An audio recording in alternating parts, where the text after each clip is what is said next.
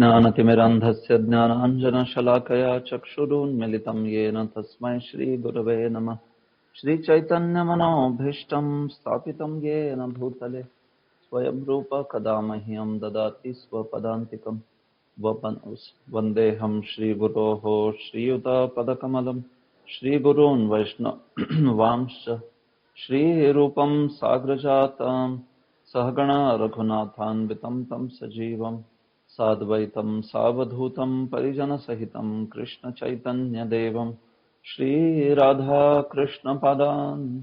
सहगण ललिता श्रीविशाखान्वितांश्च नमो विष्णुपदाय कृष्णप्रेष्ठाय भूतले श्रीमते भक्तिवेदान्तस्वामिनिति नामिने नमस्ते सारस्वते देवे गौरवाणी प्रचारिणे निर्विशेष शून्यवादी पाश्चात्यदेशतारिणे नमो महावदान्याय कृष्ण प्रेम प्रदायते कृष्णाय कृष्ण चैतन्य नाम्ने गौरत्विषे नमः। हे कृष्ण करुणा सिंधो दीनबंधो जगत्पते गोपेश गोपिका कांत राधा कांत नमोस्तुते। तप्त कांचन गौरांगी राधे वृंदावनेश्वरी वृषभानुसुते देवी प्रणमामि हरिप्रिये।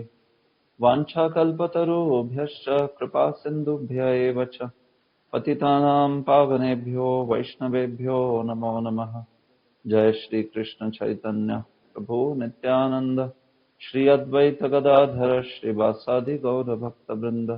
हरे कृष्णा कृष्ण कृष्ण हरे हरे हरे राम राम राम हरे हरे। ओम नमो भगवते वासुदेवाय। ओम नमो भगवते वासुदेवाय। ओम नमो भगवते वासुदेवाय।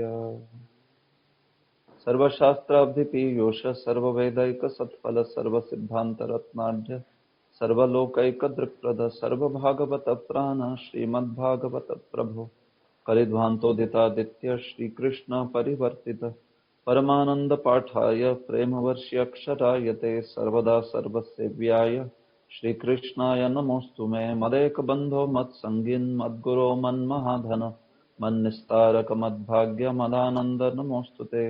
असाधु साधुतादायिन् अतिनीचोच्चतारक हानमुञ्च कदाचिन्मां प्रेम्णार्थकण्ठयो स्फुरः।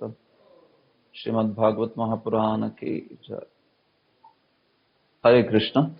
So welcome all of you in today's Srimad Bhagavatam session. After some break, we are continuing our discussions on third canto, and this ninth chapter is completed.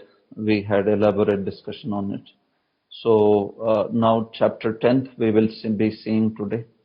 The plan is to complete chapter 10 today, and in another session, chapter 11. So the chapter 12 will remain, which will be moved to the next unit. Okay. So in the next unit, we will begin from chapter 12. So that is what is the plan. So these two chapters, chapter 10 and 11, they are short ones with not much commentary or Prabhupada's purports also. So I am hoping to finish it quickly. So especially the 3.10, the chapter that we will see today, divisions of the creation. This has just a summary of Brahmaji's creation, especially creation. 10 types of creation are talked: Prakrita and Vaikrita. So this chapter is elaborated in chapter 12, and also the another aspect that is spoken in this chapter is the general characteristics of time, which is elaborated in chapter 11. So that way, actually, this is a summary of 11 and 12 chapter. So that way, there is only summarization, around 29, 30 verses are there. And if there are elaborate questions, we will take them in further chapters, because naturally here only summary is spoken, so there are not many details. But the details are spoken, important in terms of the details provided for all these aspects. Okay. So that's why we can run through this chapter quickly, I think. Okay, so in the last session, we have completed chapter 9 of this canto, in which Brahmaji's prayers were discussed elaborately. And then we also discussed Lord's response to Brahmaji, giving him benedictions, reassuring him, blessing him with the power of creative energy, by which Brahma proceeds to do the creation, the secondary creation. So now in this chapter, that's where from that point onwards, the things continue. Vidura asks questions about Brahmaji's creation and also about the time. So let us see this now. So main topic in this chapter 3.10 is, as I said, the general characteristic of time, samanyatah kalasya lakshanam, and also there is dashavidha sarga, 10 types of creation. That is the main topic. These two topics you can see like that. So summarize 10 topics of creation, categories of creation, out of which 6 are prakrit creation, primary creation, which is done by Supreme Lord, and 4 are Vaikrita. Rather, 3 are Vaikrita, and 4th is Prakrit and Vaikrita mixed combination, like that. So that way, 4 are done by Brahma, and the first 6, they are done by Supreme Lord. So that is the Dashavidha Sarga, meaning 10 categories or 10 types of creation. So that is what is primarily spoken in this chapter. Okay. So text 1. Vidura uvacha antarhite bhagavati brahma loka pitamahah prajaha sasarja katidha daihikirmanasir vibhuhu. Please read the translation. Someone. Sri Vidura said, O great sage, please let me know how Brahma, the grandfather of the planetary inhabitants, created the bodies of the living entities from his own body and mind after the disappearance of the Supreme Personality of Godhead. Yes. So Garbhodakshayi Vishnu, who appeared to Brahmaji, he disappeared and blessed him with the creative power. Blessed him with his instruction to do tapasya, and then with that he also promised him all the benedictions that Brahmaji desired. So antarhite bhagavati, Vidura continued that after Lord became antarhit, antardhan, after he disappeared, so Brahma lok pitamaha katidha praja sasarja. What sort of creation that Brahmaji did? What population generation that he created? Daihiki manasi vibhu. That Brahma, who is also known as Vibhu, what praja he created from his mind, from his body, daihiki manasi. So this is all actually in detail spoken in chapter 12. So this was the question of Vidura that he wanted to know. Yes, so the main contents of this chapter are the Dashavid Sarga and the characteristics, general characteristics of time. So that will be spoken now. He continues. Yecha me bhagavan prashtastvayartha bahuvittama tan vadasvyanu purvena chindinah sarva samshayan. Yes. O greatly learned one, kindly eradicate all my doubts and let me know all that I have inquired from you from the beginning to the end. Yeah. Yecha me bhagavan prashta. Whatever I have asked you, O Bhagavan, is addressing to Maitreya. Right? Bhagavan has 2 definitions. There is one definition of Bhagavan given by Parashar Muni, which applies to Lord, and another definition of Bhagavan applies to the living entity. Parashar in the same Vishnu Puran gives 2 different definitions of Bhagavan. So whenever Aishwaryasya Samagrasya Viryasya, that is applied to the Supreme Lord. While there is another definition, Nivrittim cha pravrittim cha bhutanam agatim gatim vettiyo vidya vidyam cha sakhyato bhagavaniti. So this is applied to the living entity, one who knows the path of pravritti and nivritti, one who knows the path of bondage and liberation, and one who knows what is Vidya and what is Avidya. Knows means he has realized, not just theoretical knowledge. Such a person is known as Bhagavan. So this is also one definition of Bhagavan. You might have heard only one definition, which is the famous Aishwaryasya Samagrasya Viryasya, right? But this is another definition in the same context, same section where Parashar is defining Bhagavan. He is giving two different. So Jiva Goswami mentions that Bhagavan, you have to know in which context it's applied to whom. When it is for Jiva, then another definition is applied. When it's for Lord, then another definition is applied.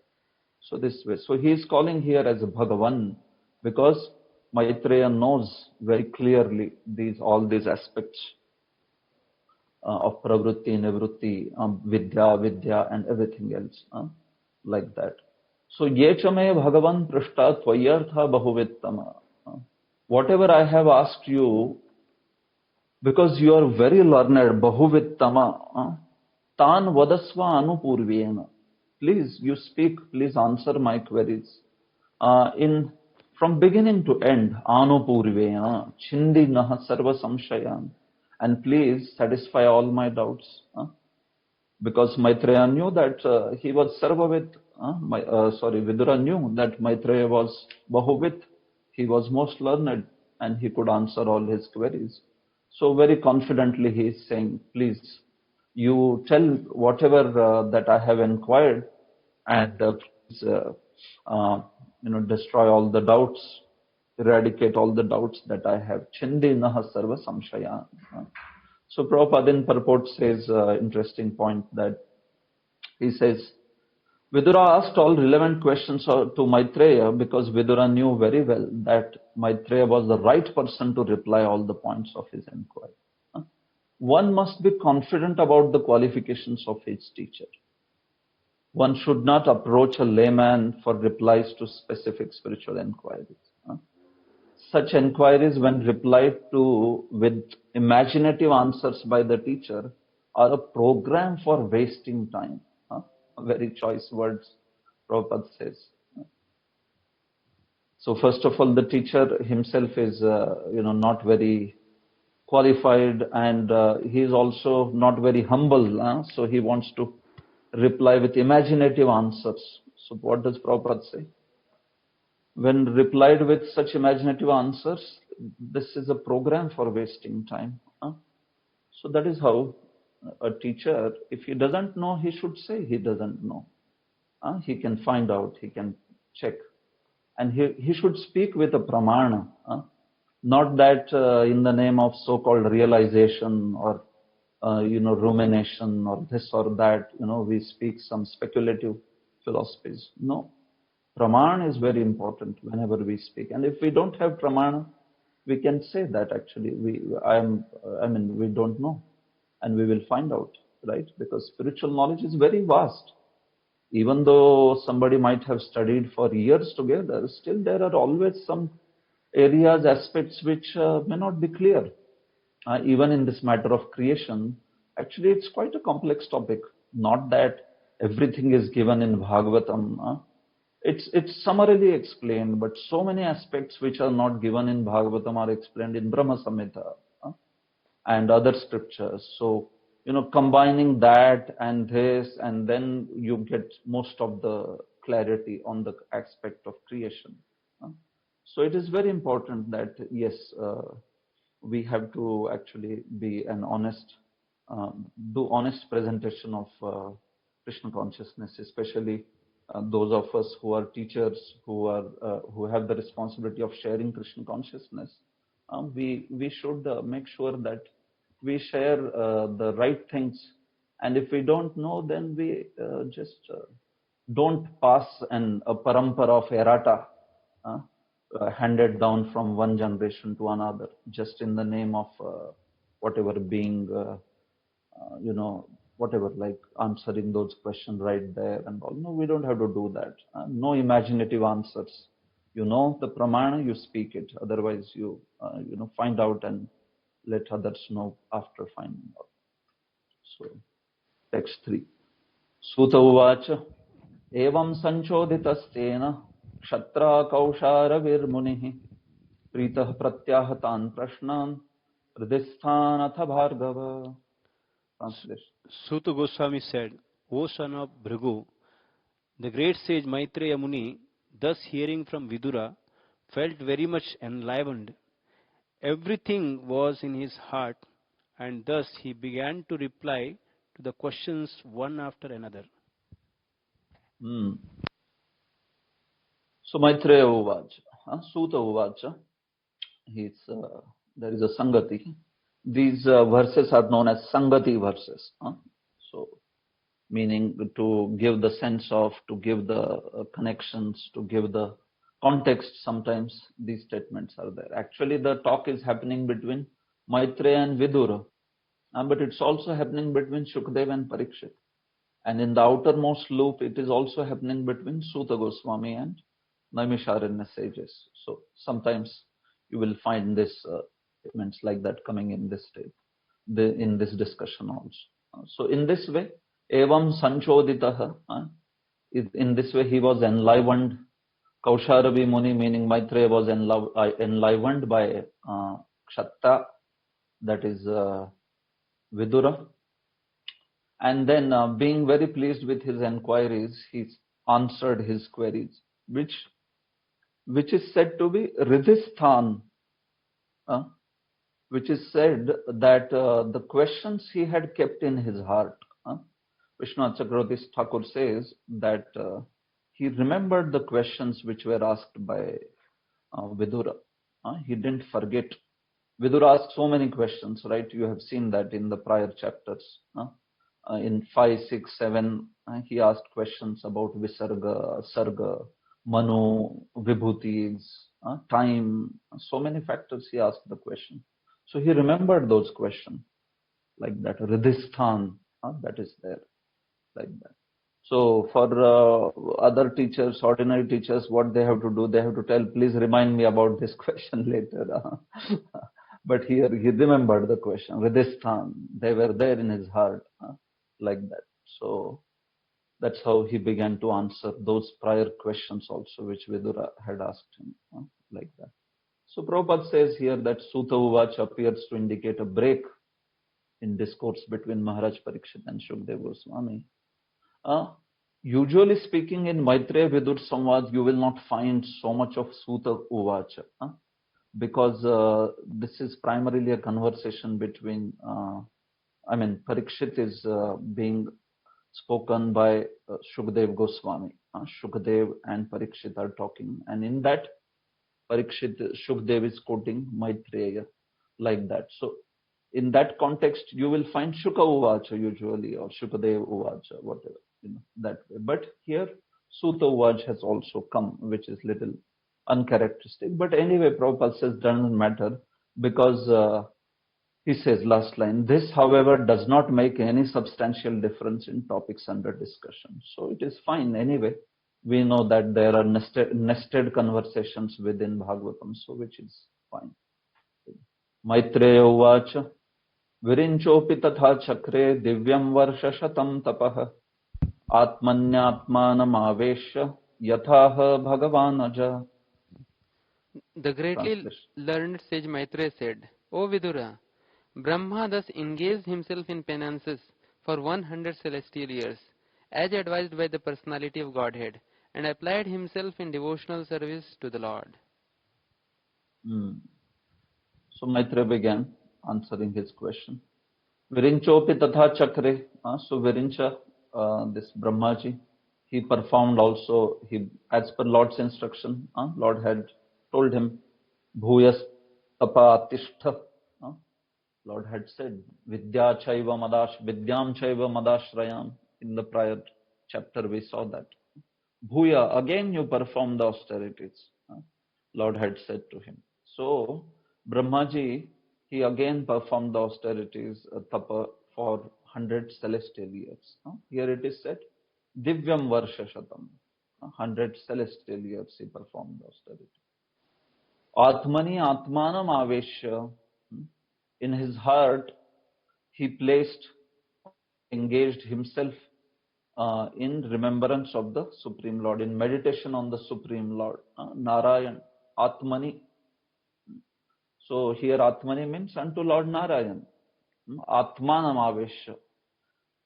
He engaged himself in meditating on Lord Narayana, Yathaha Bhagavanaja, just as Lord had instructed him to meditate on him and perform this austerity by which he will be blessed to get the whole knowledge of creation, like that. So Prabhupada in purport also says that Brahma engaged in the service of the Lord, meditating on him. That is the highest penance one can perform for any number of years. That is the best penance. And there are different kinds of penance, but then this meditating on the Supreme Personality of Godhead is the best penance, Prabhupada is saying. There is no retirement from such service, which is eternal and ever encouraging. Right? Krishna consciousness is not that like for some time the austerity or the practice of Krishna consciousness is done and then you get a benediction and then that's it, you leave. No, it's for eternity, right? It's Sanatan Dharma. Krishna consciousness is not like other processes where a person follows the path of tapasya to get a certain benediction. No, it is natural constitutional position of living entity, right? So that is the point Prabhupada is speaking.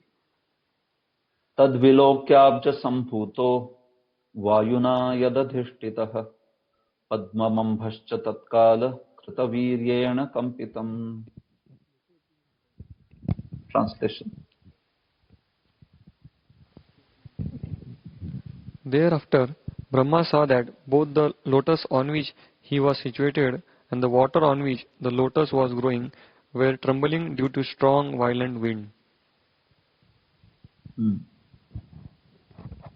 So, Brahmaji, after his tapasya, he found that the lotus on which he was sitting, there was this lotus which had sprouted from Garbhodakshayi Vishnu's navel, and on the top of which Brahmaji was sitting. So he saw that Abja Sambhutaha is one who is born on the lotus, that is Brahma, right? So he saw that Vayuna Yadadhishtitaha Padmam, that lotus on which he was sitting, that was actually Kampitam, that was shaking, trembling very much.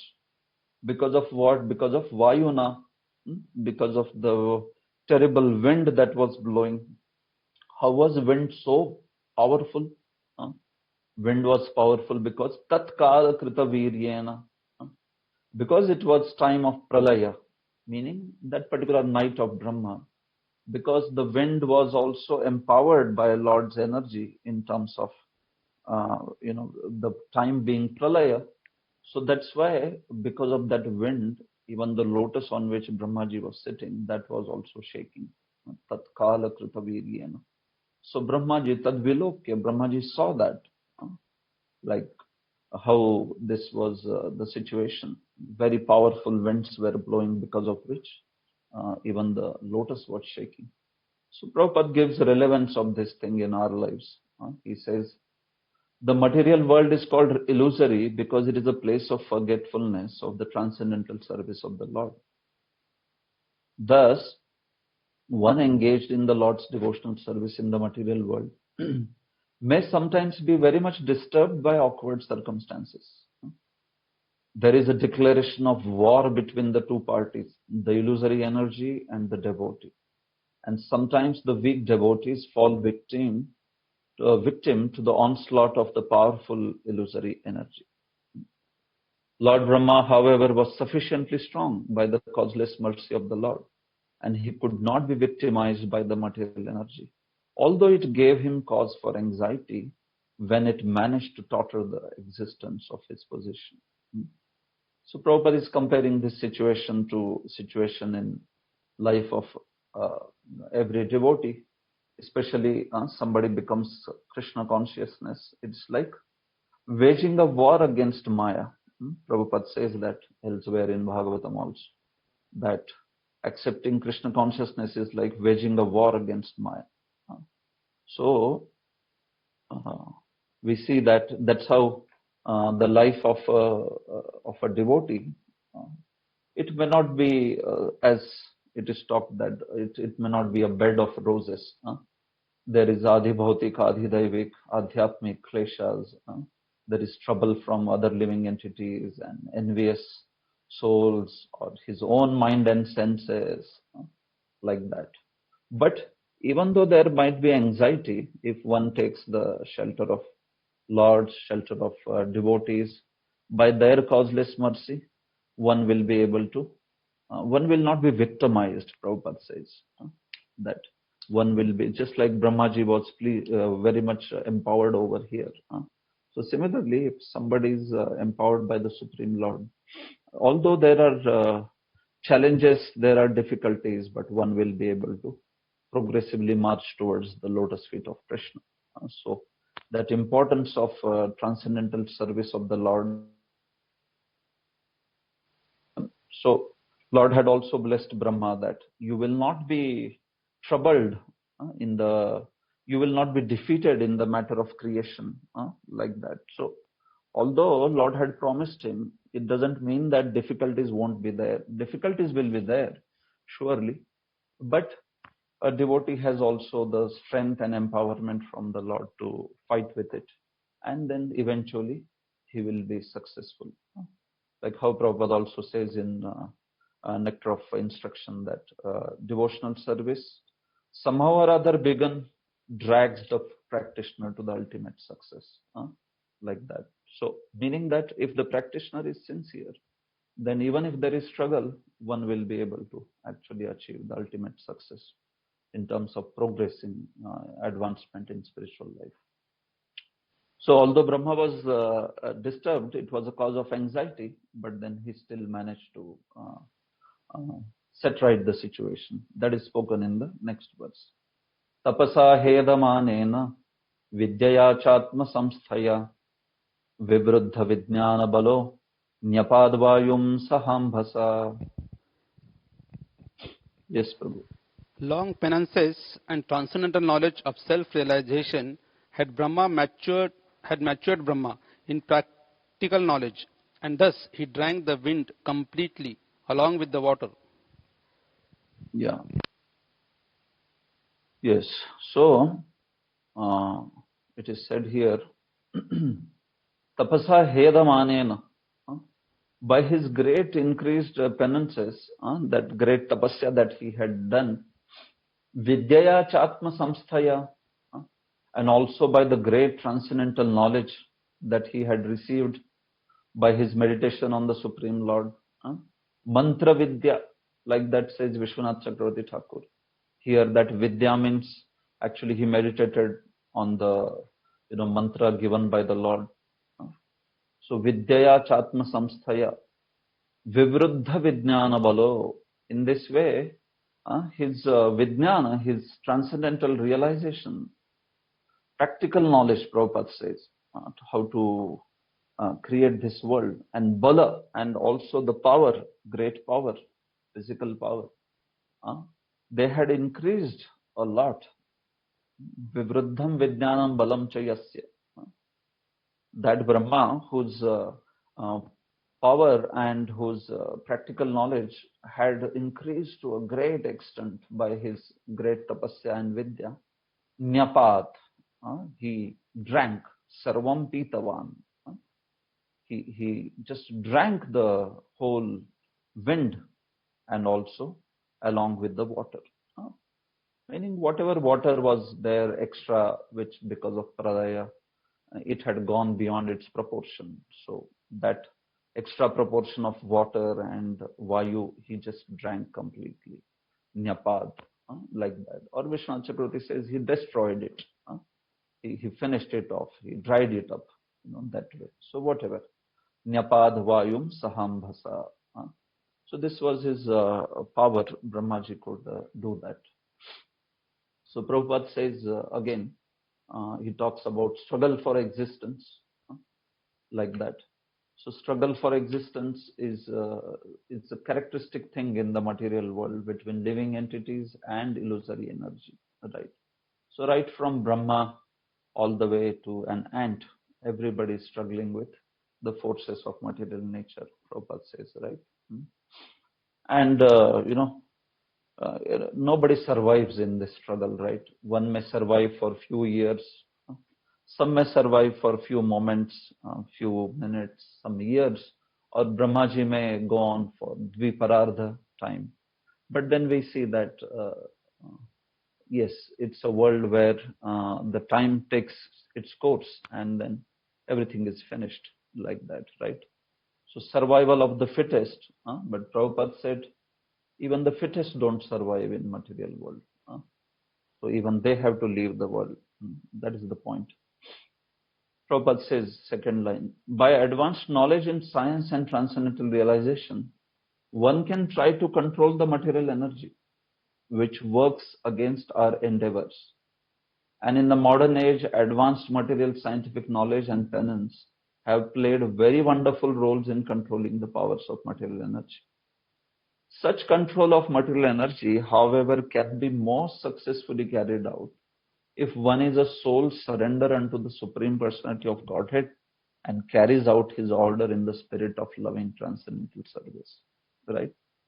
So, by some knowledge in science and technology, one may be able to control material energy up to certain extent, but we see that not to the full extent, right? Not to a very considerable extent, rather, like that.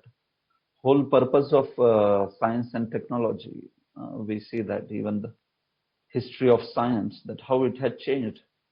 First, it began with knowledge as the quest to understand God, but slowly that idea shifted and knowledge became the primary. The primary purpose of knowledge became to control the material nature. Knowledge is power. That is a famous statement by Francis Bacon, one of the very characteristic scientists who changed the whole course of scientific technology and its purpose. What should it be for? So knowledge is power. Power to control the nature, power to take all these natural phenomena into our hands, like that. So that's how we see that so much of scientific technology and all that is geared towards that. But then Prabhupada is making this point that unless one is surrendered soul unto the Supreme Personality of Godhead, that kind of trying to control nature and all that would be met with a very paltry result only, like that. But here Brahmaji is able to show such power, such amazing ability because of being empowered by the Supreme Lord, like that. So even for the matter of, utilizing the material resources and trying to control them, like the proper ways by taking the shelter of Supreme Lord and the proper process, like that, where by whatever Lord's empowerment, then one will be able to utilize these resources in a rightful manner, in the way that Lord wants us to use. So that is the point. Not that whimsically disregarding Supreme Lord, we just want to control the material nature. Then we see that material nature also, material nature also then gives back to the living entity in terms of showing its that who's the controller actually, like that. So material nature is always the controller, and that way we see that so many of scientific discoveries and all that they finally go against what they had desired that way. So that is the point. We have to recognize the personal control of Supreme Lord, of Devatas, and accordingly in that way try to utilize natural resources. Okay, text 7. Tad vilokya viyad vyapi pushkaram yadadhishtitam anena lokan praglinan kalpita smitya chintayat. Yes, translation.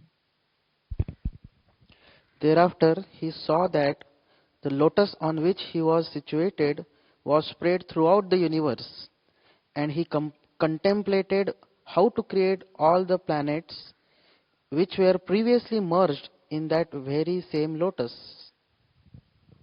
Yeah. So Brahmaji was sitting on that lotus. He was sitting on the top, and he saw that Pushkaram, that lotus, was Vyadvyapi. It was extensively widespread. He saw that it had spread all the way up to Satyaloka. Up to that extent, Vyadvyapi Satyaloka Paryantam Uchritam.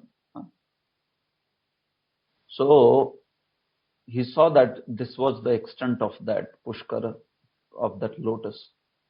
So by this lotus, Anena Lokan Praglinan Kalpitasmi. So I will create the all the three lokas, three planetary systems, by this lotus. Like that he thought, Chintayat. By his meditation, by that power, he understood that actually this lotus is containing all the planetary systems, the seeds of the planetary systems. And then he will be able to create the entire planetary systems, 14 planetary systems, by this lotus. Within the stem of the lotus were all the planetary systems in their seed forms, like that. And then Brahmaji is revealed with that knowledge that he actually takes the elements and then he actually creates those planets, like that. So it's something like blueprint is given by the Supreme Lord already in terms of those seeds. Those prototypes are already there in the stem of the lotus, and the topmost point is Satyaloka actually. That is where Brahma is sitting, like that. So Brahmaji understood this by his meditation, by his knowledge. And then he thought to himself that, yes, I can create from this lotus, I can create all those planets which I am not able to see now, which are merged in that lotus, like that. So Prabhupada says in the purport, the seeds of the planets in the universe were impregnated in the lotus on which Brahma was situated, like that.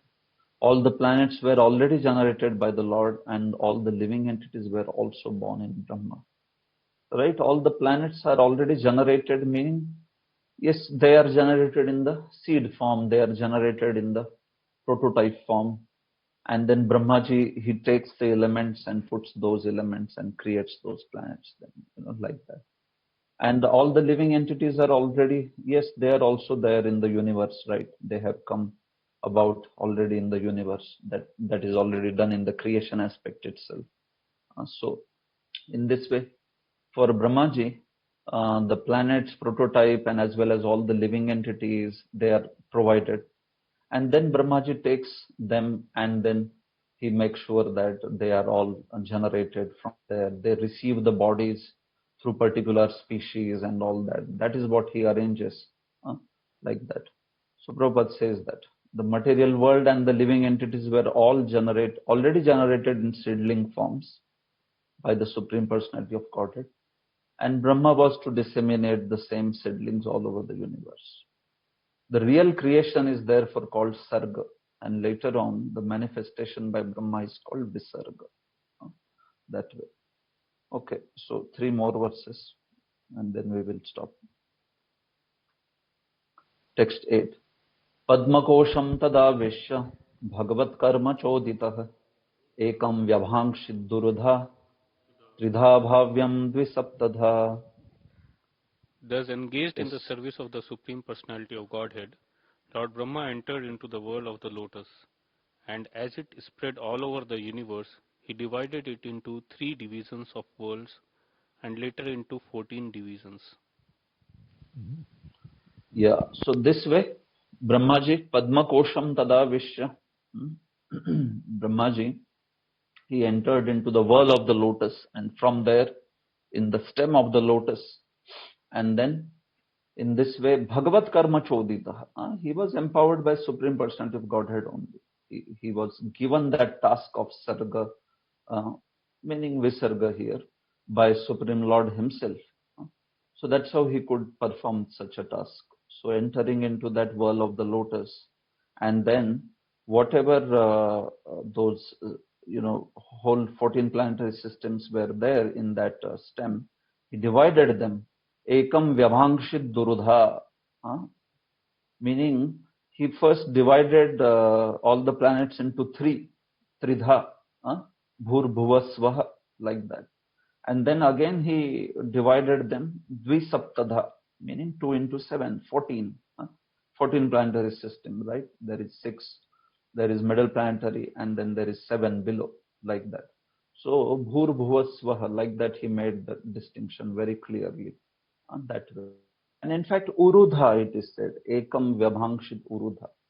Those, each one of those planetary systems, then again he also divided them into multiple planets. Like if it is celestial planets, Swaha, then he divided them into Chandra Loka and all other different lokas he made into. So that is called Urudha.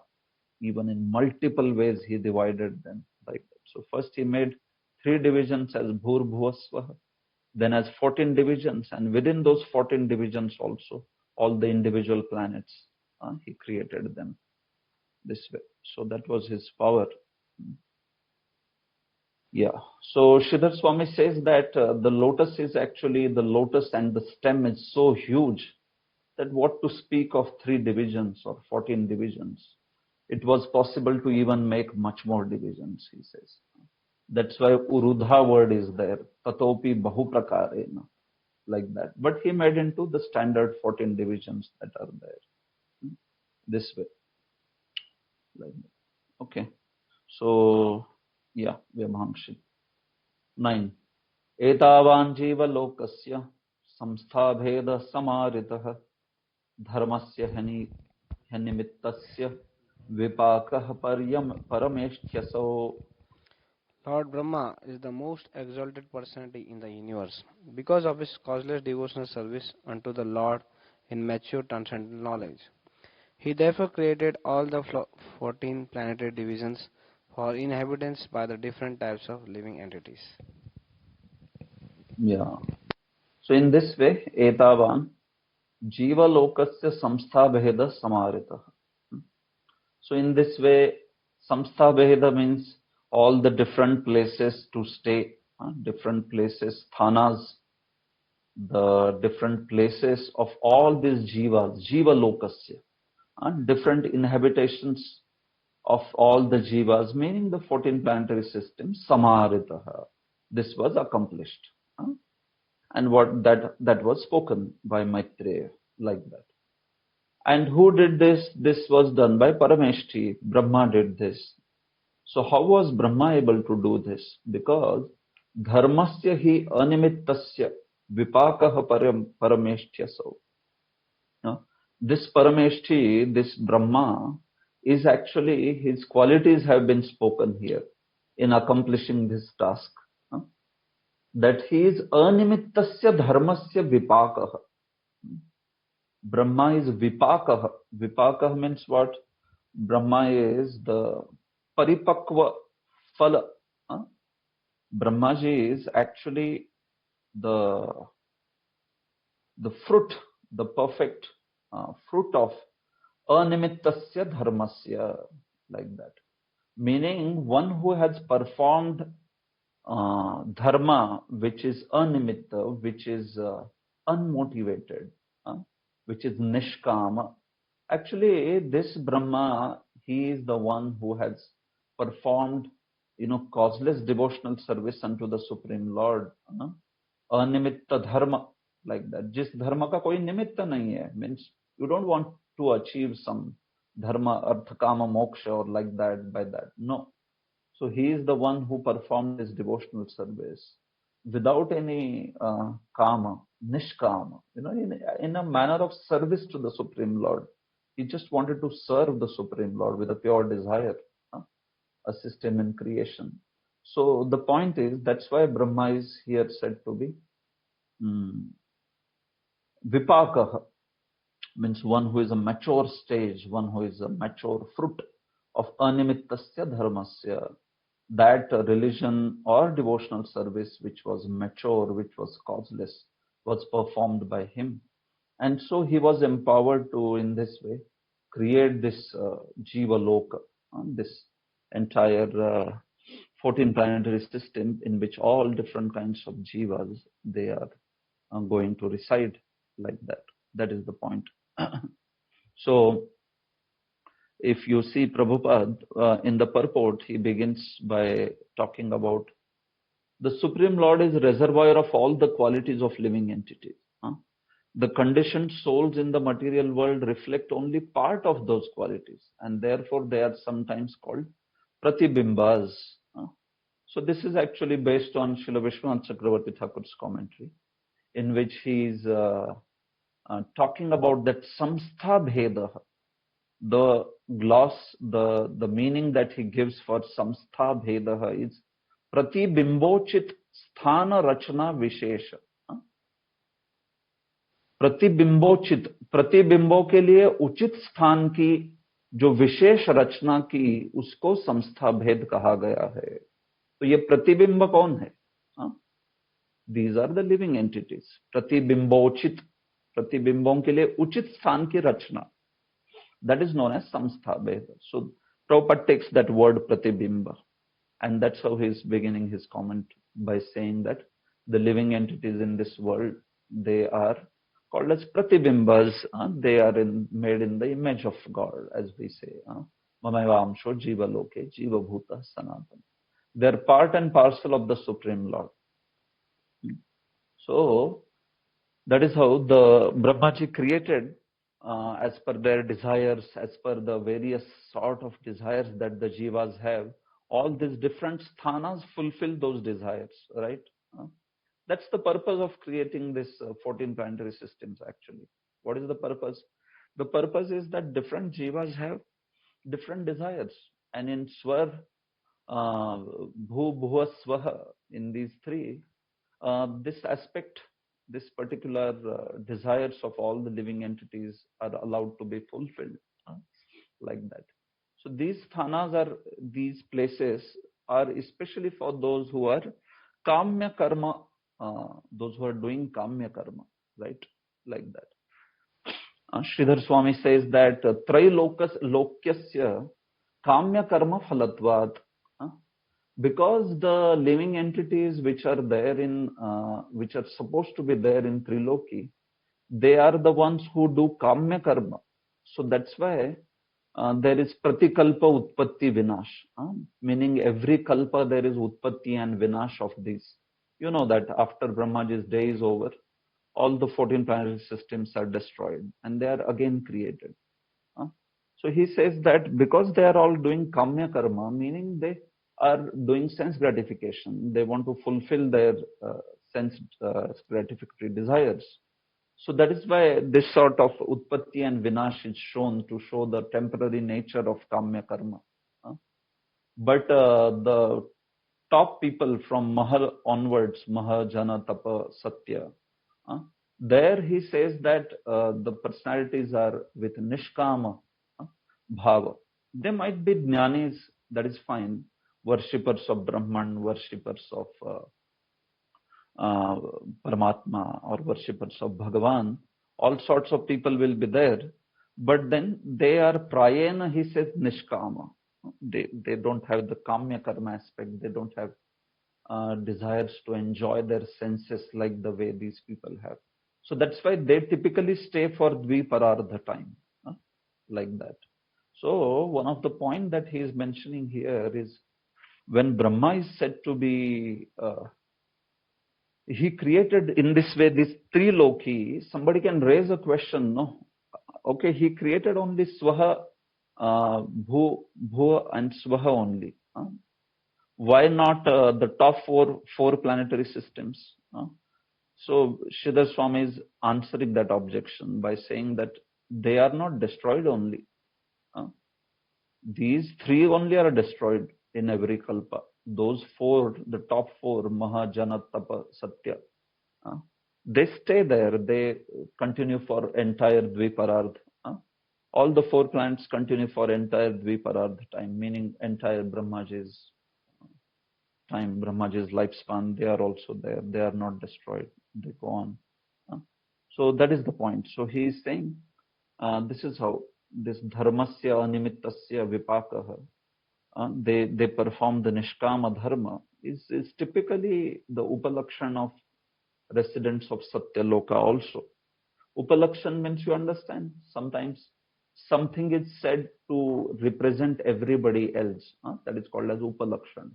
Like if you talk about Krishna's beautiful nose, so although only nose is said to be beautiful, his entire face is beautiful. His eyes are beautiful, his ears are beautiful, his cheeks are beautiful. So then, but only nose is said to be beautiful in the verse. So that is called as Upalakshanam, meaning although only nose is spoken, everything is beautiful on the face. So same way, by talking about Brahma as Vipaka, as a mature fruit of that that dharma which is completely causeless, so it is also speaking about Brahma's associates who are practicing that Nishkama kind of Nishkama dharma. That is the point. That is what Sridhar Swami says also. Okay, so Prabhupada in purport, this is how Pratibimba he speaks on the basis of Srila Vishwanath Chakravarti. And then second aspect, he is speaking straight based on Sridhar Swami's commentary. That Brahma is the creator of three worlds, and higher planets, they don't dissolve in devastating waters. They stay. So their existence continues up to Dviparardha, like that. So that is the point. After which Prayana, mostly they are liberated from chain of birth and death in the material world. So again, Prayana, not everyone, but most of them are liberated. Okay, so now from here, another topic will begin, which is about time. So I just wish to take a pause here. And if there are any questions, we can take 5 minutes or we can have break then. Yes, is there anything that you wish to ask on this? Hare Krishna, Prabhuji. When we say Bhulok, does it include actually the lower planetary systems also? Yeah. Bhuvarsvar.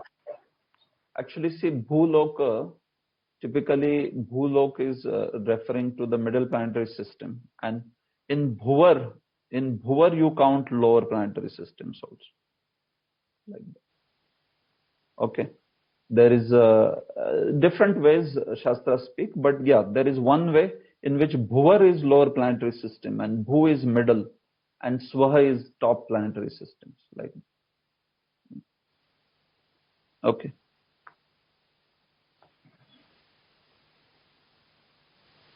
Anything else on what we discussed? Vijay, you had mentioned, means the verse itself mentions that the lotus was growing in the water, but lotus is growing from the Lord's navel. No?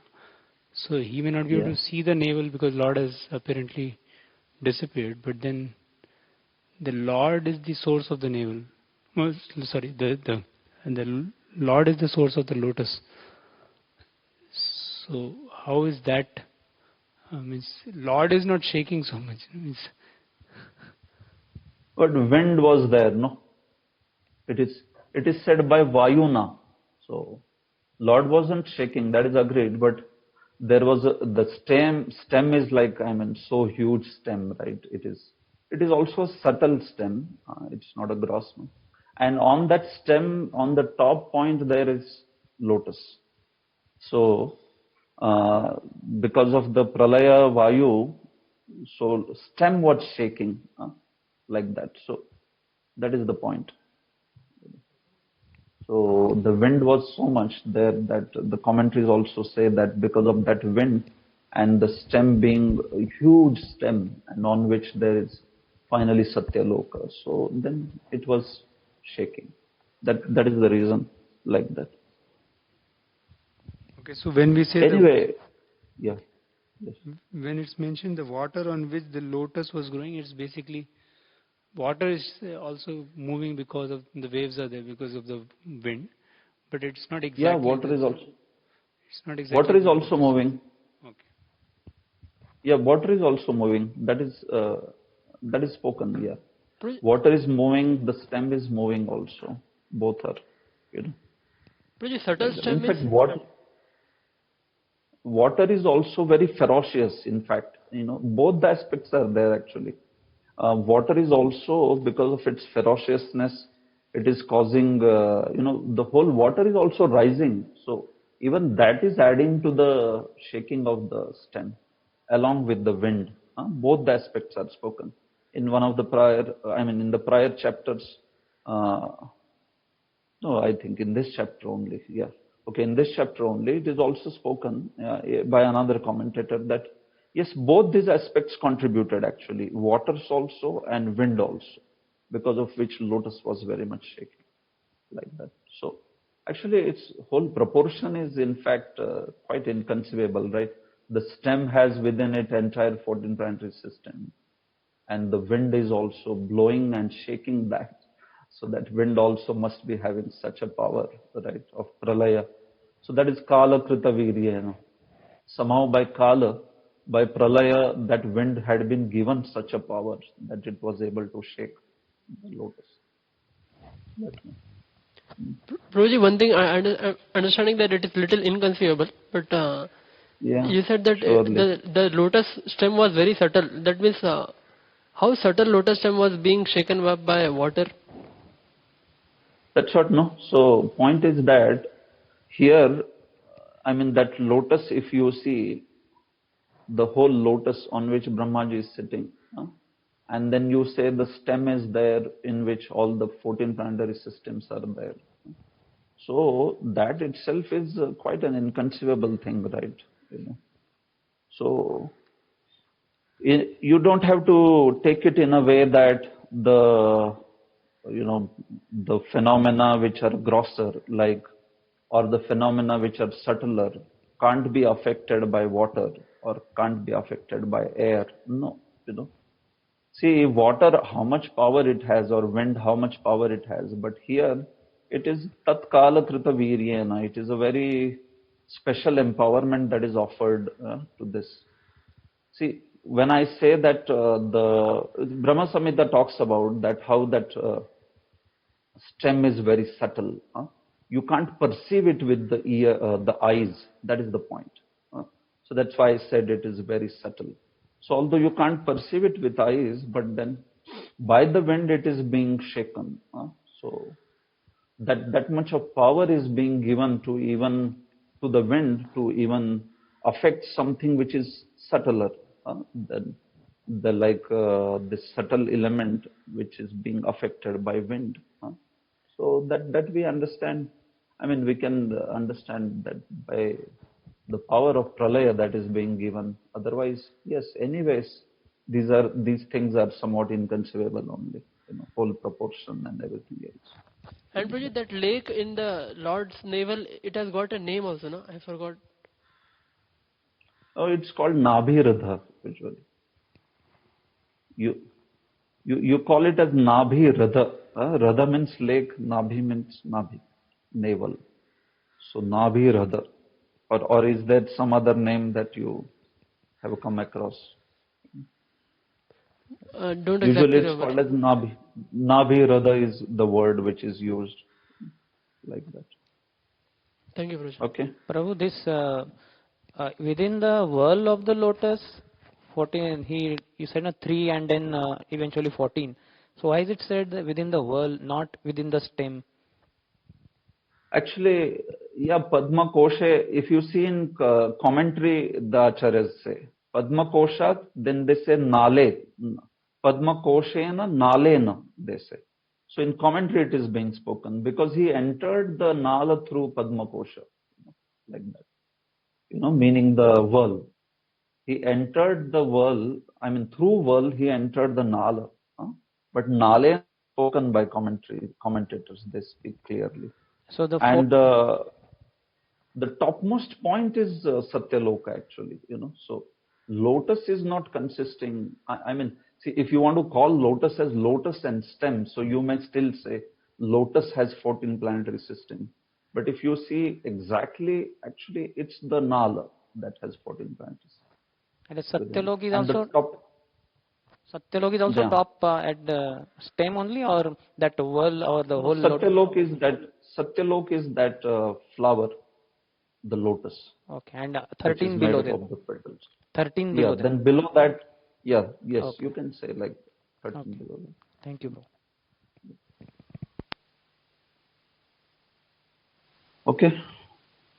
Okay, Prabhu. So please take a break for 7 minutes, and we will finish the remainder of chapter in this remaining time. Okay, so we'll meet after 7 minutes.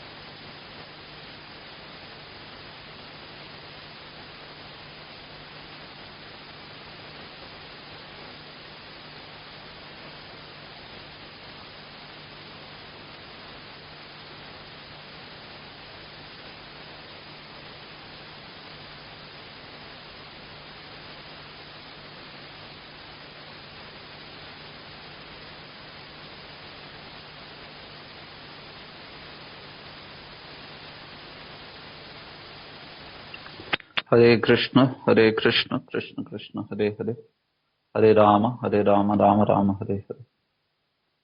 Okay, so we continue. Now, so after hearing this, Vidura asks for the general characteristics of time. So that is spoken in next 3 verses, up to 13, 10, 4 verses, 10, 11, 12, 13. After which he will explain the aspect of Prakrit and Vaikrit Sarga. That is the discussion basically. So, Vidura uvacha yathatha bahurupasya hareradbhuta karmanah kalakhyam lakshanam brahman yatha varnayanah prabho. Translation. Vidura inquired from Maitreya, O my lord, O greatly learned sage, kindly describe eternal time, which is another form of the Supreme Lord, the wonderful actor. What are the symptoms of that eternal time? Please describe them to us in detail. So Vidur heard about this, then how in summarily fashion, how the 3 planetary systems were created by Brahma. And then he had heard about time also from Vidura, from Maitreya many times, right? Many prior chapters also, there was passing mention of time. So Vidura wanted to ask about time in detail. So Vidura uvacha yathatha bahurupasya harer adbhuta karmana. So you have mentioned about time as bahurupasya harer adbhut karmana. Actually, Lord Hari, who performs the wonderful actions, adbhut karmana, he has different features. He manifests different features. So especially kalakhyam lakshanam brahman. Please tell me, yatha varnayanah prabho, please, you can explain to me about this Lord's feature of time, how he manifests himself in the form of time, like that. So kalakhyam lakshanam, he is saying. So he basically wants to know about the eternal time, which is also bahurupasya, another form of Supreme Lord, like that. So what are its symptoms? That is his question. So Prabhupada in purport talks about the complete universe is a manifestation of varieties of entities, beginning from atoms to the gigantic universe itself. And all is under the control of Supreme Lord in his form of Kala, or eternal time. So Vidura wanted to know about this time. Different dimensions of time related to different physical embodiments. There is time for atomic dissolution and also for universal dissolution. So this is all there in the next chapter, very detailed, explained, from atomic time all the way up to the universal time, that way. So we'll see this details over there in the next chapter, 11. Here the general characteristics are described in 3 verses by Maitreya. General characteristics of time, like that. So all the physical manifestation and relativity of time and all that is the next chapter that we'll see. Here let us see the general characteristic. Maitreya uvacha gunavyatirakararo nirvishesho pratishtitah purushastad atmanam lila yasrajat. Translation. Yes. Maitreya said, eternal time is the primeval source of the interactions of the 3 modes of material nature. It is unchangeable and limitless, and it works as the instrument of the Supreme Personality of Godhead for his pastimes in the material creation. Yeah. So time is eternal, right? Time is eternal energy of the Supreme Lord. It acts at a certain time. That is fine for the universal creation and all. But it is eternal energy. That factor is eternal. So eternal time, it is said, guna vyati karakaro. So this time is guna vyati karakaro. Akar. Akara means its source, Prabhupada says, basically guna vyatikara, meaning you can understand time by the interaction of mode of material nature that takes place, like that. We know that Lord, by his glance, he invests this time, kala, swabhava, karma of the jivas and all the jivas in material energy. So still the modes are in equilibrium state. They haven't got agitated. So that is called as pradhana. So material energy is without kala, swabhav or karma. When she is impregnated by Lord's glance with kala, swabhav and karma, then it's called pradhana. Like that. So in that pradhana, then we see that the modes are still not active. They haven't, begun to move. So when the modes become agitated and start, so then that is called as Mahatattva. So that is the difference between these three. That material energy or Maya, then Maya turns into Pradhan, Pradhan turns into Mahatattva. Like that. And this Maya also is called as Adhishthan Maya. There are two aspects. This is there in Brahma Samhita. So there is Maya Devi and there is Maya, which is the Adhishthan Maya, or you can, what is the substratum Maya? Yeah, that's the word used. Okay, so meaning, see, one is personality, Adhishthatri Maya, and another is Adhishthan Maya. So that the matter that which is there in the world, that is called as Adhishthan Maya. So Lord invests all these things like kala, karma and svabhava with jivas in that. And then when guna vyati karakaro, when actually modes start acting, because of actually influence of time only, the modes start acting like that. So then you can understand the effect of time, akara, swarup jnana, by transformation of material energy into mahadadi. So that is the meaning of guna vyatikarakaro. Gunon ka vyatikar, interaction of modes of material nature will tell you about the source, about the that particular factor which has caused that agitation of modes, and that is kala. By Lord's glance, he invests that kala, and then after that only we see that the modes and all that begin to act. So that is guna vyatikarakaro. Nirvishesho, time is impersonal. Nirvishesh, it is without any diversity. It's impersonal energy of the Supreme Lord, like that. Meaning the time, with Lord's glance, the time starts acting, but we don't ascribe a personality to time.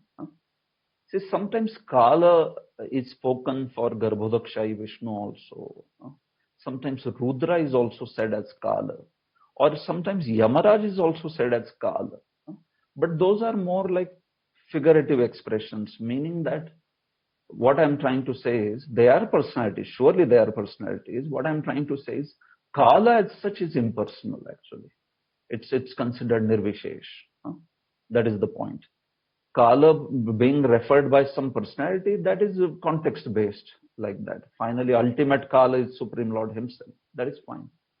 But that energy that he invests by glancing at material energy, that Kala which acts and which is the imperceptible factor, that is Nirvishesh. That is considered impersonal. Without diversity, proper translates Nirvishesh. Apratishtitaha, and it is also without any beginning or end. Time is without any beginning or end, unlimited, Prabhupada says, like that. Limitless. So that limitless means basically it doesn't have any adi anta, adyanta shunya. It is like not that there was some beginning and some end. Its manifestation is there in terms of, yes, one can perceive that here is now time acting, and here time is begun to act, and here time is stopping to act, when at the time of pralaya or like that. So, but the point is, the time itself is not like it is created. No, this is now where time is created. It's eternal, just like Maya is eternal, material energy is eternal, right? Only manifestation is temporary. It's made. It is manifestation happens and then it becomes unmanifest. So similarly, for time also, but time is eternal. So that is the meaning of apratishtitah. Purushah tad upadanam atmanam lilaya srajat. This Purusha refers to the Supreme Lord. Atmanam lilaya asrajat. He created this Vishwa. Here Atmanam means actually the universe, the material creation, Prabhupada says. So Purusha Atmanam asrajat. Purusha created this world, this universe rather, material creation, Leelaya. For him it is Leela, it is Srishti Leela, right? Like that. But in that, very important, what acts as a Nimitta Karan, what acts as an instrumental cause is time. Tad Upadanam. That is what is spoken by that word, Tad Upadanam. Upadanam is an adjective for Vishwa, Vishwam, Atmanam. But what does it mean? That actually Supreme Lord creates this world. But he creates this world, and what is the instrumental cause? The instrumental cause is time. Time is said to be the efficient cause or instrumental cause. Nimitta Karan. You know the causation, two aspects are there, Upadan Karan and Nimitta Karan. There is material cause or ingredient cause, and there is also efficient cause or instrumental cause, like that. So Maya is considered the Upadan Karan and time is considered the Nimitta Karan. Of course, this is also with a certain angle. Ultimately, Lord is only Nimitta Karan, Lord is only Upadan Karan. Anvayad itaratascha abhidnya swarad. That's the meaning of Anvayad itaratascha. What does it mean? It means Lord is Upadan Karan also. He gives the ingredients and he is efficient. He is the one who creates also. But that is in the ultimate sense. Here, in the creational sense, okay, what is the efficient cause? What is that begins the activity? So that is actually time. So that's why tad upadanam. Upadana here means actually nimitta karan. Typically upadan karan is actually translated as material cause. But here it is interestingly translated as instrumental cause. And that is based upon the commentaries. That is how every acharya has translated tad upadanam. ये विश्व ऐसा है कि जिसका निमित्त समय है. That is called as tad upadanam. Like that. Okay, so that is the meaning of the verse. So now Prabhupada's purport is based upon Vishwanath Chakravarti Thakur's commentary and the explanation of these words. So you see, first paragraph he is just explaining the various words. Impersonal time factor, that is nirvishesha, is the background of material manifestation as the instrument of Supreme Lord. You are able to see now what it is. Tadupadanam, instrument of Supreme Lord, like that. No one knows where time began and where it ends. What is that? Apratishtitah. And it is time only which can keep a record of creation, maintenance, and destruction of material manifestation. Right? This time factor is the material cause of creation, and therefore a self-expansion of the Supreme Personality of the Personality of Godhead. Time is considered the impersonal feature of the Supreme Lord. This way. So in this manner, you can see that he has explained the various words which are there in this. In the second paragraph, Prabhupada talks about more common understanding about time in terms of the modern understanding he speaks about. Like he explained the various ideas about time by modern scholars. Right? So he says that time is, he's quoting that, some literatures like Hebrew literatures and God who at sundry times and all that. Prabhupada says, third line, metaphysically time is distinguished as absolute and real. Absolute time is continuous and is unaffected by the speed or slowness of material things. So we also study time in our physics and all that, but it is always studied in a relative way, right? Relative motion, time and the velocity, time and mass, and we have studied all that, all those equations, v equal to u plus at and whatever, all that. First law of motion, second law of motion, and all. So that is all in terms of relative time. But we are talking here about absolute time. Time in the sense of not a relative motion or like that. No, what is time in its absolute sense? That is the point that is being spoken over here. Otherwise, we can talk about time in so many things, right? I lost so much of time. I don't have much time. We say that. How much was the time that the vehicle took for reaching from here to there? So that is all in terms of calculation in a relative way. But here, time is distinguished as absolute and real, as energy of the Supreme Lord, and its effect taking in terms of, in this way, destroying everything. Prabhupada also quotes Chanakya Pandit, Ayushya Kshana Ekopi na labhyate swarna koti bhi. Like that. Finally, he says, Srila Jiva Goswami concludes that time factor is intermixed with the activities, actions and reactions of the external energy of the Lord. Yes. So there is Kala Shakti of Supreme Lord, there is Maya Shakti of Supreme Lord. So by Kala Shakti and by Maya Shakti, then the jivas are being offered all their karma, whatever the bodies and all that, for fulfillment of the desires. That whole arrangement is made. So in this way, time acts as an assistant to the external energy of the Lord to offer the various fulfillment of desires to all the living entities in this way. So that is the point of these various words which are used to describe the time. Okay. Prabhuji, can you just next verse? Prabhuji, if it is okay, if you can explain that guna vyati kara karo, that how for material energy pradhan and mahatattva, if you can just little explain that. I was saying material energy, Maya. See Maya's adhishthan, Maya, the aspect of matter, material energy. See, material energy you can call Durga also, right? But that aspect is not being spoken. Here we talk about adhishthan Maya, means the matter. So that matter, when it is not glanced by the Supreme Lord, so then that is called as material energy, Maya, adhishthan Maya. When it is glanced by Supreme Lord and he invests, jivas in the Maya along with Kala, Karma, Swabhava. Karma and Swabhava, they belong to Jiva. Kala, that is Lord's energy. Kala, Karma, Swabhava. You must have studied this in creation. So these are invested, then that becomes Pradhana. But still there, the activity in terms of the modes are still in equilibrium state. They have not started acting. That is called as Pradhana that way.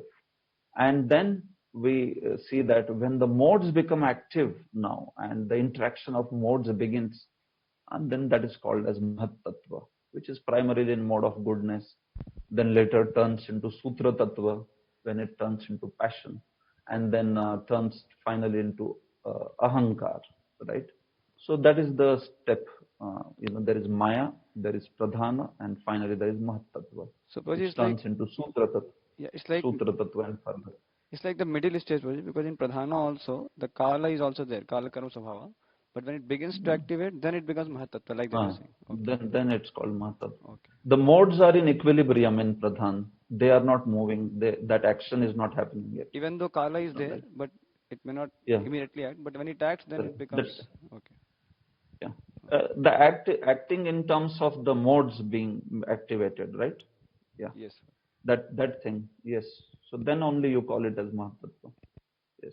Undifferentiated modes will be Pradhan only. It will not be called as Mahatattva.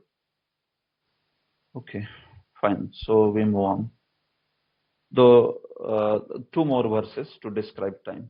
Vishwam vai brahma tan matram samsthitam Vishnu mayaya ishvarena parichinnam kalena vyakta murtina. Yes, please read. cosmic manifestation is separated from the Supreme Lord as material energy by means of Kala, which is the unmanifested, impersonal feature of the Lord. It is situated as the objective manifestation of the Lord under the influence of the same material energy of Vishnu. Yeah. So, Vishwam Vai Brahma Tanmatram Samsthitam Vishnu Mayaya. Again, this is talking about Vishwa, this universe. It is situated as Brahma Tanmatram, meaning actually this universe is situated as material energy in a very peaceful condition, right? Universe here meaning to say that as Maya, as Adhishthan Maya, it is situated Samyak Sthitam Samsthitam Vishnu Mayaya. So it is situated peacefully there, like that. But it becomes parichinnam, it becomes separated from the Ishvara by the form of time, kalena avyakta murtina. What is the meaning of this? Try to understand. What is being said is that, see, when Supreme Lord and his energies you talk about, they are undifferentiated. They are not different. Lord is always possessing his. When that material energy is not manifested, it stays as integral part of the Supreme Lord. Although it is separated energy, agreed. Not that only when it is manifested it is considered separated. No, it is apara. Always it is apara only. Yes. But in the unmanifested state, it remains as that Adhishthan Maya. It remains integral to the Lord. So that is called as Vishnu Mayaya Samsthitam, that way. But when the Lord glances and invests that time, then that particular Samsthitam Vishwam, wo jo material energy hai, which is integral to the Supreme Lord, now that manifests as separated, practically parichinnam. Parichinnam means that which is separated by time, which is cut.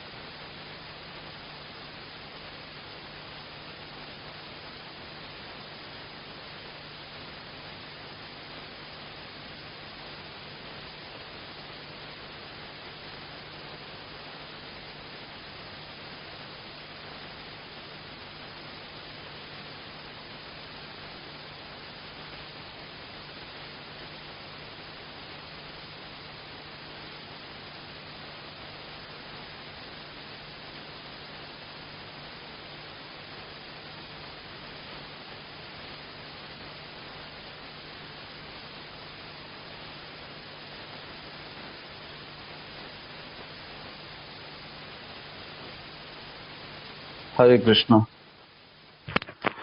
Okay, I just had got disconnected. Sorry for that. Okay, fine. So we were talking about this verse, Vishwam Vai Brahma Tanmatram. So the point here is what? The time causes that manifestation of unmanifest material energy, which is Adhishthan Maya. So then that is manifested, and that is called as Parichinnata. like that. Like Prabhupada is giving interesting example actually in the purport. Like if you say a person is speaking, somebody is speaking, then his speech energy and that person, they are integral right now. But when that speech is recorded and that tape recorded voice of a person is now available separate from the person, right? You can play it and now it is available independent of the person. So that is called as parichinnata. Very nice example actually. Prabhupada has a very good ability to give appropriate example, right? So when a person is speaking, that energy is integral to the person who is speaking. But then now it is recorded as a tape recorded voice, and then it is called as separated now in that particular way. So exactly something like that.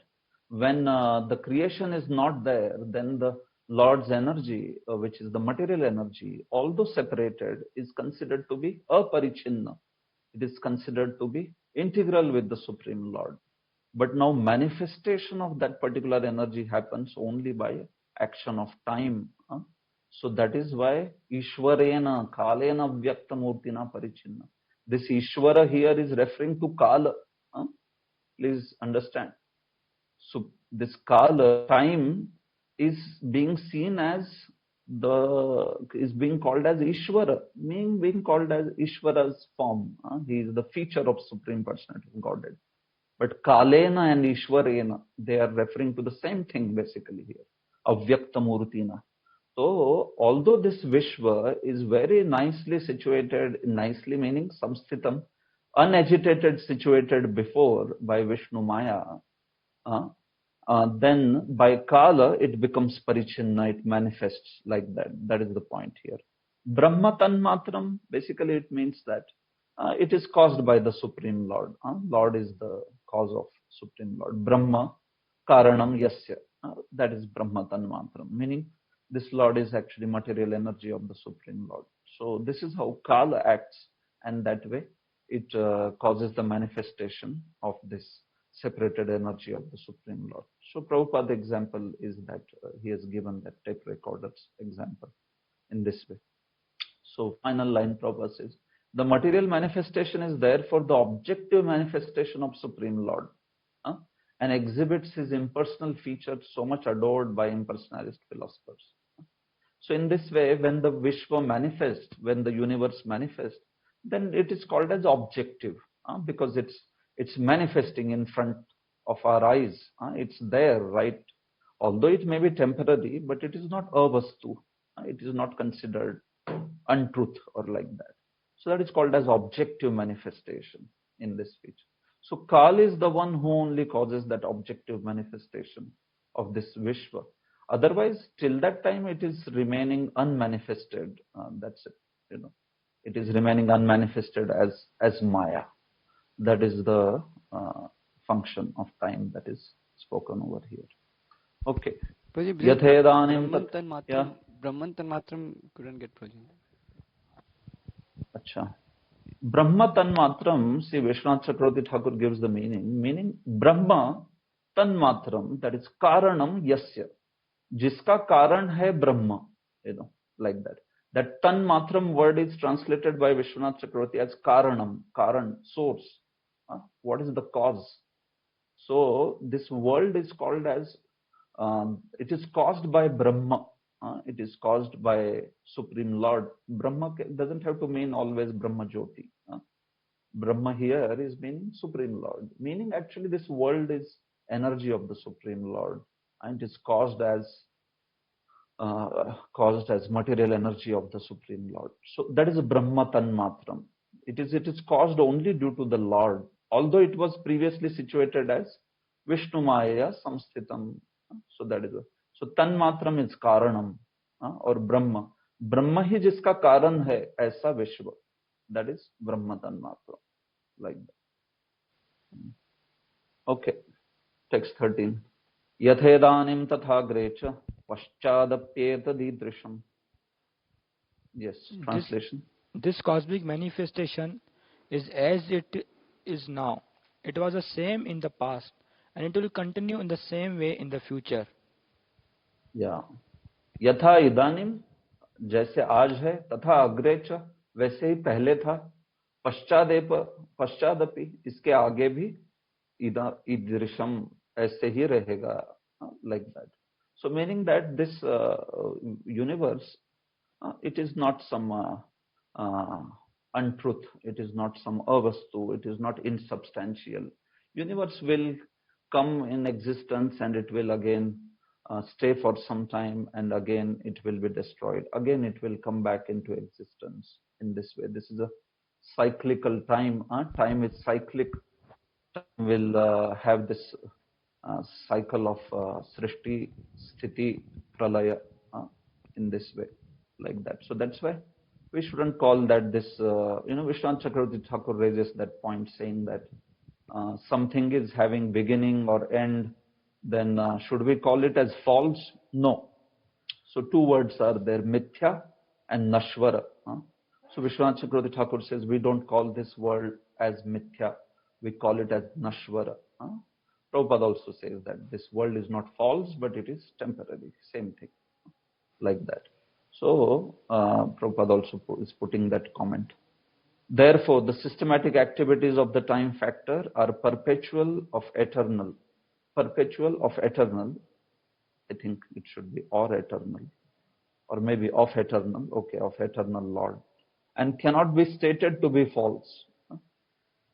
The manifestation is temporary and occasional, but it is not false as claimed by the Mayavadi philosophers. So that is based on Vishwanath Chakravarti Thakur's comment that this universe has a beginning, has an end, but it is not unreal. It is manifested and unmanifested. That is a common idea known to everyone. Okay, so that was about the time, which were the general characteristics of time. Actually, time in great detail is discussed only in the next chapter. So there we can see very clearly the different ideas of time, what is atomic time, what is universal time, and different all other aspects like time of Brahmaji, time of Manu, time of all others. So that chapter will discuss in some detail. But here a general characteristic as time being the impersonal energy of Supreme Lord and having these aspects like Guna Vyatikara Karo and also Avyaktamurti and all such things, 7-8 characteristics of time have been spoken in these 3 verses. Okay. So now the last section of this chapter is from 14 to 30, and this Prabhupada hasn't written much purport, so we can finish this quickly now. It is talking about 10 sorts of creation, 10 types of creation. Okay. So you have studied creation already in 2nd canto also, and in 3rd canto also, in 5th, 6th, 7th chapters, right? So creation has been put here as Prakrut, Prakrita Sarga, because it is created from material energy, Prakriti. So Prakrita Sarga. So that whole aspect of creation is put into 6 categories, 6 types of Prakrit Sarga.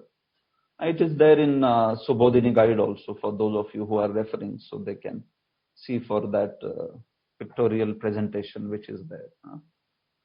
So 6 kind of Prakrita Sargas are there, and 3 kinds of Vaikrit Sargas are there, which are secondary creation, which are by Brahma. And the last one is Prakrit and Vaikrit both, like that, the creation of Kumaras. Like that. So like that, Dashavid Sarga is being spoken over here in the remaining verses. 10 types of creation, like that. So let us see this. Text 14.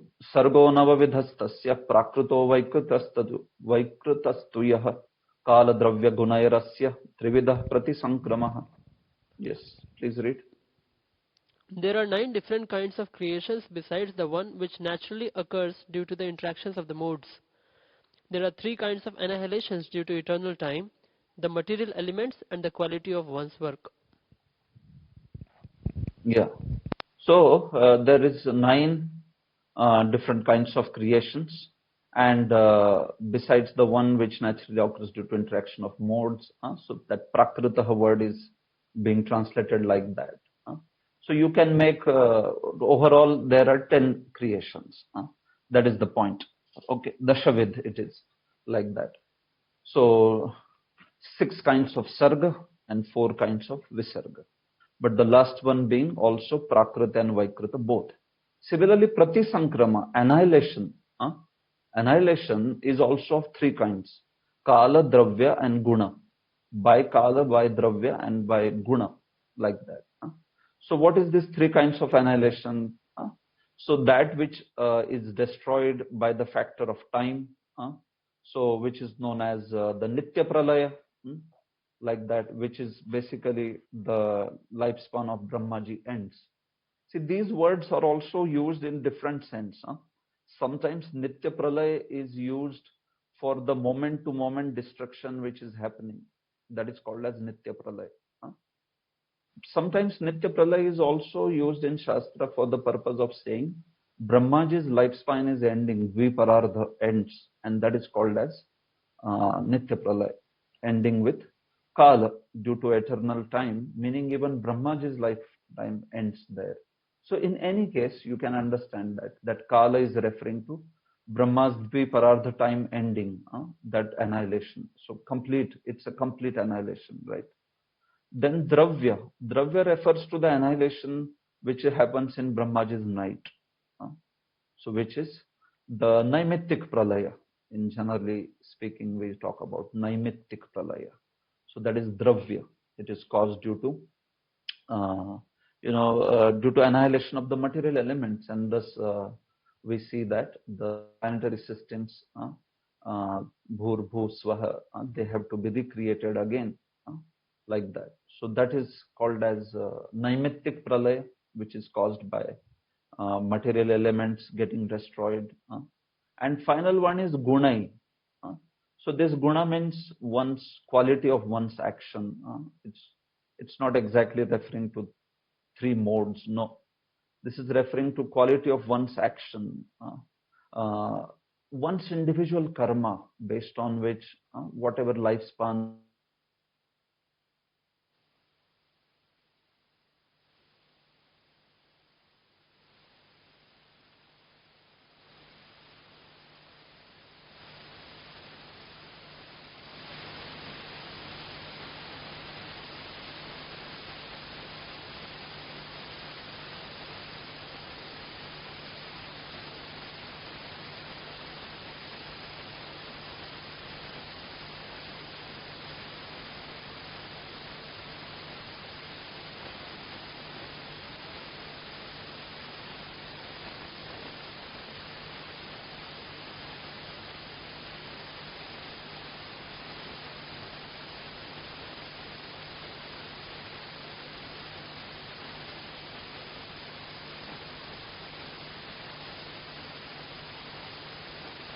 Hare Krishna, some stormy weather, so because of that, some trouble.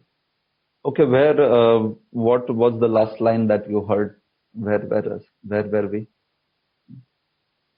Anyone wants to tell? Gunai, you were mentioning about Gunai. Gunai, okay, yeah. So that annihilation which is referring by Gunai is the annihilation of one's own body because of the quality of one's work, meaning it is referring to karma, one's own karma. So consumption, annihilation of one's body due to gunas, meaning the quality of one's work, karma. So that is known as Prakritik Pralaya. Sometimes that is referred as Prakritik Pralaya also. So Nitya Pralaya, Naimittik Pralaya, Prakritik Pralaya.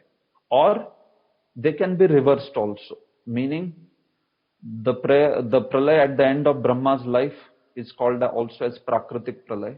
The second one is Naimittik only. That is not, there is no change of name. And the third one is called as Nitya Pralaya. This way also sometimes Shastras speak.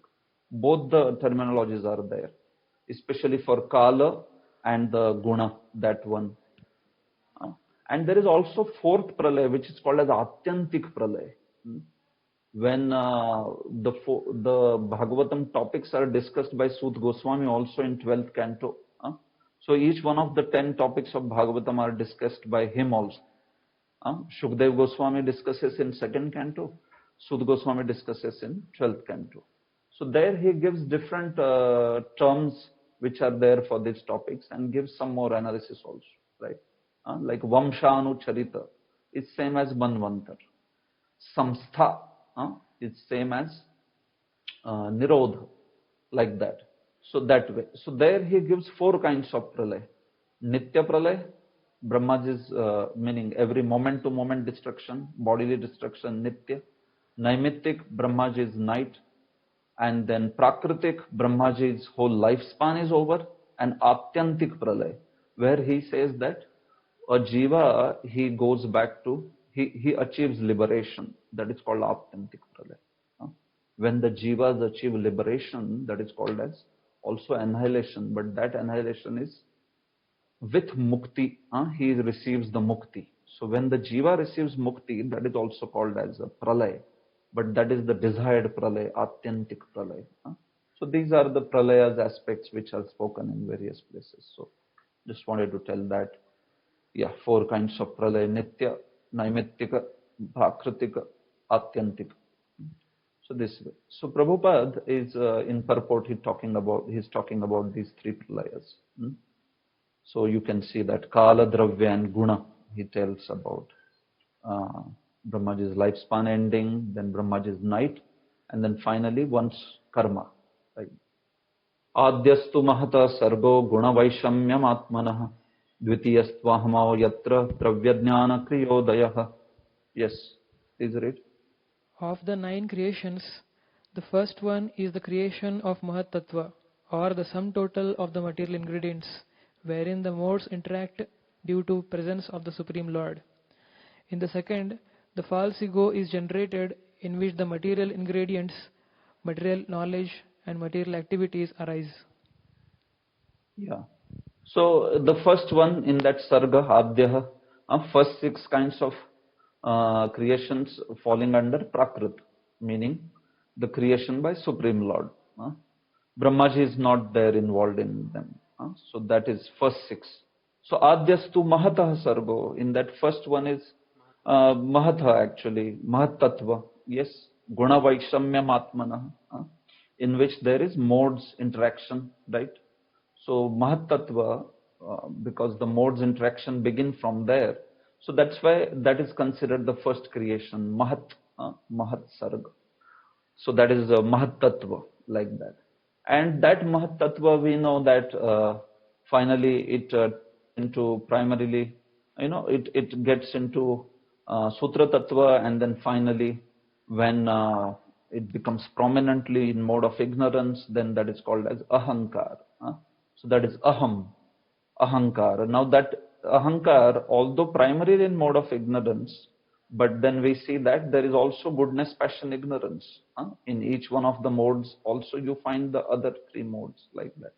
There is goodness, passion, goodness, ignorance, like that. So that way, even if you see the Ahankar, which is predominantly in Tamasa, but there also you see the aspect of goodness, passion, ignorance.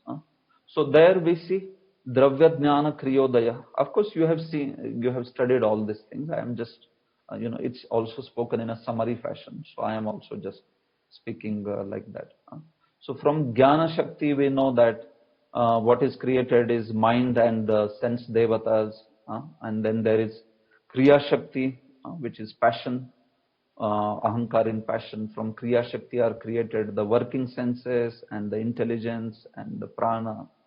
And then this Ahankar in ignorance, from there Dravya Shakti is created. And from Dravya Shakti, 5 tanmatras and 5 elements, 5 physical elements, they are created. So all that is spoken. Okay. So those are the first 2, Mahat Tattva and Ahankar. Then further, Bhuta Sarga Tritiyastu Tanmatro Dravya Shaktiman Chaturtaha Indriya Sargo Yastu Jnana Kriyatmakaha. Yes. Please read. The sense perceptions are created in the 3rd creation, and from these the elements are generated. The 4th creation is the creation of knowledge and of working capacity. Yeah. 3rd creation, sense perception, meaning the sense objects. 5 tanmatras, from whom the 5 elements are created. That is from Dravya Shakti. 4th creation is creation of knowledge and working capacity. So that is Jnana Shakti, right? So those aspects are created. Then, the fourth creation is creation of knowledge and of working capacity. So this is talking about Jnana Kriyatmaka. Okay, so it is talking about Kriya Shakti. Yeah, Kriya Shakti. So Kriya Shakti meaning then again the senses, prana, intelligence, that particular aspect. And then finally by Jnana Shakti, mind and sense devatas, that is Panchama. Vaikariko deva sargaha panchamo yanmayam manaha shashtastu tamasah sargo yastva buddhi krita prabho. Yes. The fifth creation is that of the controlling deities by the interaction of the mode of goodness, of which the mind is the sum total. The sixth creation is the ignorant darkness of the living entity, by which the master acts as a fool. Yeah. So fifth one is Vaikarika Ahankar, from whom we see that those sense devatas are generated, mind is also generated, like that. Also go in the mode of goodness. Jnana Shakti. Shashtastu tamasa sargo yastva buddhi krita prabhu. And the sixth one is called as the creation of tamas, of ajnana, yastva buddhi kritaha prabho, by which we see that the jiva, he is bewildered by maya to act as a fool, like that. So Prabhupada's purport, in which he first speaks about the demigods, which are generated in the fifth Panchama Sarga, the sense devatas. See, demigods are generated in the Prakrit Sarga, demigods are generated in the Vishnu universal form also, demigods are generated by Brahma also.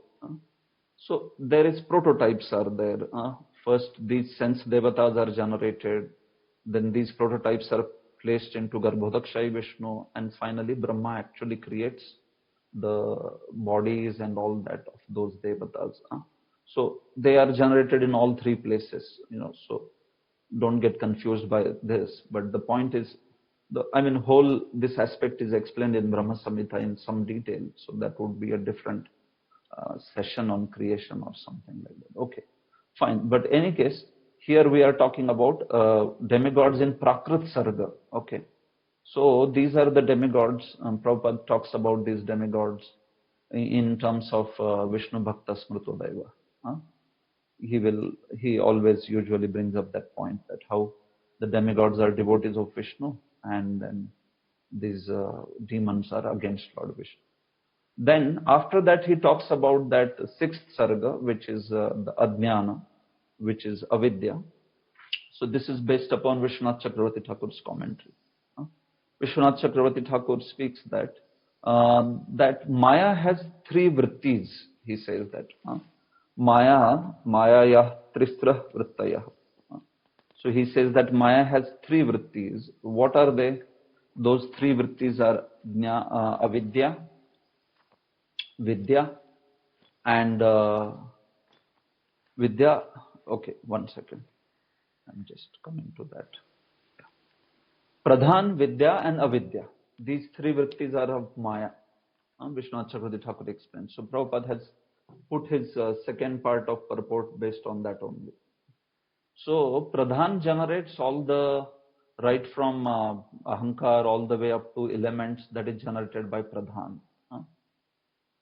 Okay, all the subtle bodies, gross bodies and everything, that is generated by Pradhan.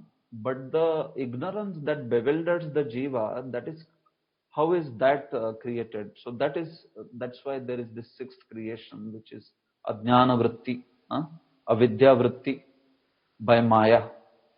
So Maya creates this Avidya, ignorance, by which the jiva can be bewildered, right?